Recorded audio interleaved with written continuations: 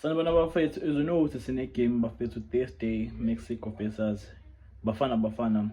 I just make a tactical breakdown of what izinto that esingazi-expecta bafowethu ake siye khona. So le game idlala ngo-1 khona ngale and kuyashisa kakhulu, kuyashisa. Even igame friendly besidlala ne-Jamaica beshisa. So this game thina izobe ngo-9.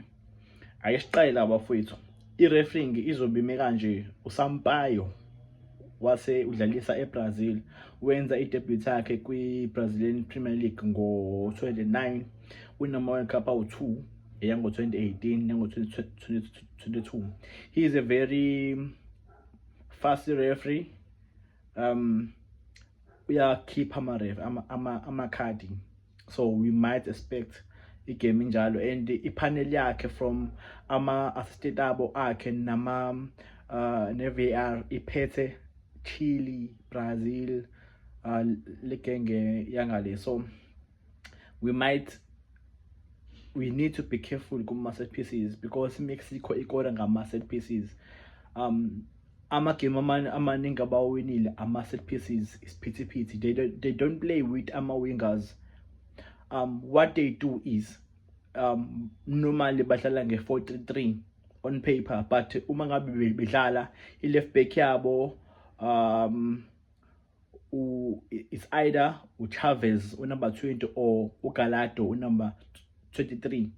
He overlaps higher like Hoto, and then what happens behlala back 3. Normally i-right back yabo number 2 of which is uSanchez. It doesn't normally go high. Into abazoyenza on the right uzohlala yena ukwenza i-back 3. Uzobona uma ngabe bayatheka nge-3-4-3, and then what happens is i-winger labo on the right dlala more like upule modi limaka way deeper ukuze bakwazi ukugcina ishape emuva uma bephume ngamandla.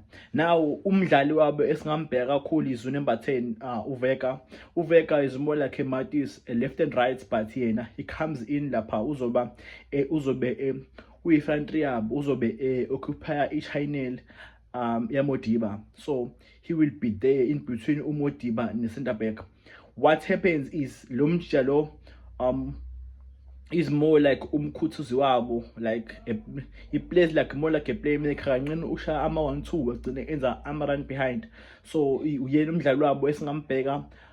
I feel like we don't need to overlap on the right because labantu they use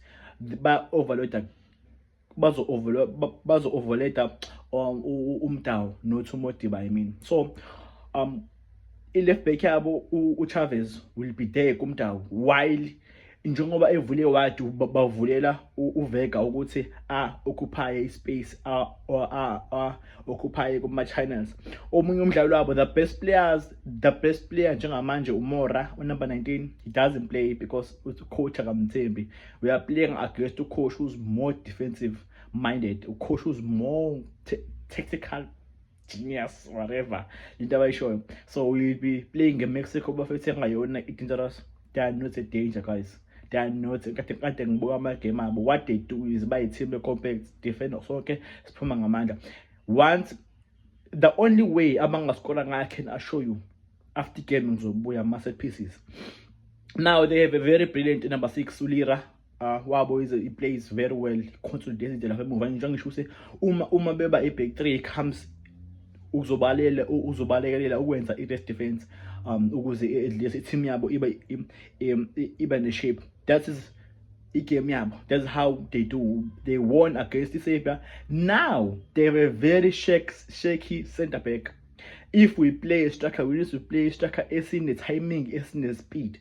Bashake bafet. They did it with Ghana, they did it with Australia, they did it with Serbia. Amasena pick ashayana. They have a number 1 goalkeeper on experience, but they might not play him because they prefer omunye manje osanda kufika. So that is it's him. They don't have a height pambili. They might play unemba 9 wabo Rowell, remember ukuthi Rowell wayedlalela iWolves and I think udlalela iFulham manje. Once player badlala yena, we will win the game because he is a typical number 9. He stays in between our centre back. Now I press forward, so that will be our goal plan. We want to let me come to us now. We want to win this game. We need to be patient, keep it up, let them come to us, because first half they will come ngamandla. La ama Mexican babantu abane attitude efana nabo Suarez. First half they'll be frustrated ukuthi they can't find the ball kuthina. What we need to do, be patient ukudlala. For me, we play Umta on the right, we play Umodiba on the left, we play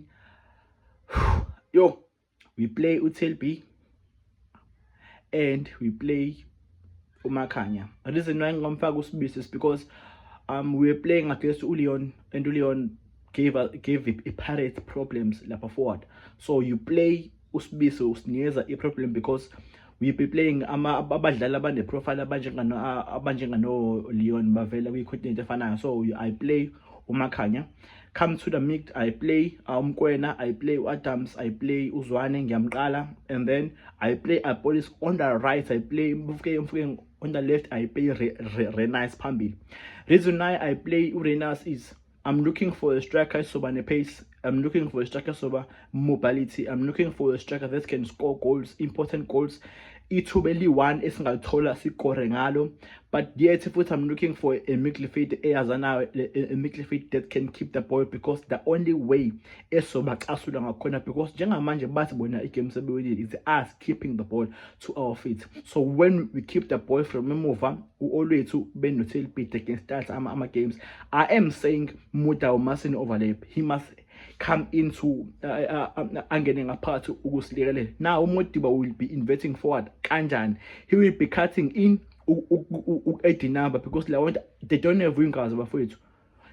The only winger banalo unember 11 bagcina ngaphandle abadlali lizobeqhamuka lapha kuModiba. So let us add numbers phakathi. We play Apolis on the right, because when you play Apolis on the left ufuna aqale ajika abantu, kanti Apolis is good ngama first touch. You come in second half, we might change the game ngomshishi, bring back Umfukeng as a number 10, put in Umaseko or put in Umoremi. We are going there to win the game. Danko.